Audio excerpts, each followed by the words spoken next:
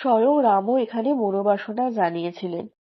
জাগ্রত এই শিব মন্দিরে চৌকাঠ পেরোলেই নাকি পূরণ হয় সব ইচ্ছে। বিশ্বাস অনুসারে ত্রেতা যুগে ভগবান রাম বনবাসে যাওয়ার সময় লক্ষ্মণ এবং সীতার সঙ্গে প্রয়াগে আসেন। এরপর শ্রীরামও এখানে শিবের কাছে প্রার্থনা করেছিলেন এবং জলাভিষেক করেছিলেন।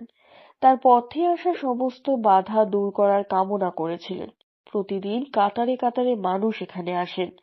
তবে শ্রাবণ মাসে ভক্তদের সংখ্যা উল্লেখযোগ্যভাবেই বৃদ্ধি পায়।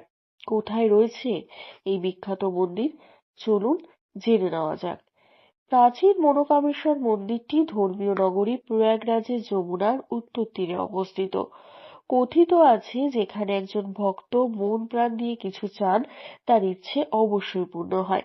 এটি শহরের শিব মন্দিরগুলির মধ্যে সবচেয়ে গুরুত্বপূর্ণ মন্দির হিসাবে বিবেচিত হয়, যেখানে মনোকামেশ্বর শিব ছাড়াও সিদ্ধেশ্বর এবং নীলমুক্তেশ্বর মহাদেবের শিবলিঙ্গ মন্দির প্রাঙ্গণে রয়েছে। কথিত আছে যে ভগবান রামও এখানে নিজের ইচ্ছার কথা জানিয়েছিলেন। ধর্মীয় বিশ্বাস অনুসারে পুরাণে কামেশ্বর পীঠের উল্লেখ আছে। এটি সেই কামেশ্বর ধাম যেখানে কামদহনের পর স্বয়ং ভগবান শিব বাস করেছিলেন।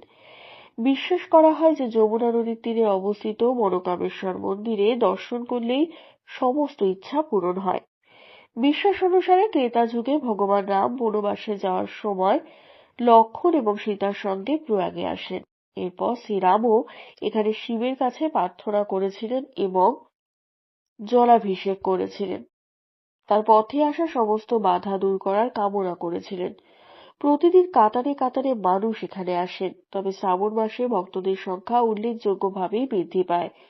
কুম্ভ মেলা, অর্ধকুম্ভ এবং মাঘ মেলার সময় লক্ষ লক্ষ ভক্ত স্থানে আসেন। মনকামেশ্বর মন্দিরের আচার্য রামচন্দ্র শুক্লা বলেন, প্রয়াগরাজ নিজেই একটি তীর্থক্ষেত্র। কুম্ভ মেলার সময় সমস্ত দেবতা এখানে উপস্থিত থাকেন। স্নান করার পর এখানে স্থানীয় দেবতার পুজো করা হয়। ত্রেতা যুগে ভগবান রামও এই মন্দিরে এসে পুজো করেছিলেন। ভগবান রামও এখানে একটি ইচ্ছা প্রার্থনা করেছিলেন। এখানে ভক্তদের সঙ্গমে স্নান করার পর মনোকামেশ্বর মন্দিরে দর্শন করতে হবে।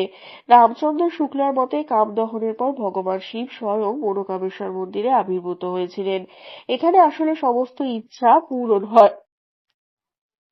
যদি কোনো ভক্ত মনোকামেশ্বর মন্দিরে না গিয়ে স্নান করে ফিরে যান, তবে তার কাজ পূর্ণ হয় না এবং তার ইচ্ছাও অপূর্ণ থেকে যায়।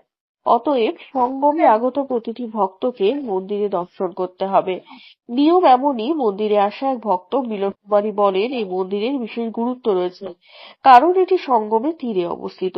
পর্যটকরা যখন সঙ্গম দেখতে আসেন তখন তারাও মন্দিরটি পরিদর্শন করেন। বিশ্বাস করা হয় যেখানে দর্শন করলে ভক্তের ইচ্ছা পূরণ হয়। বলা হয় ভগবান রামও এখানে পুজো করেছিলেন এবং ইচ্ছা পূরণের জন্য প্রার্থনা করেছিলেন। ধন্যবাদ।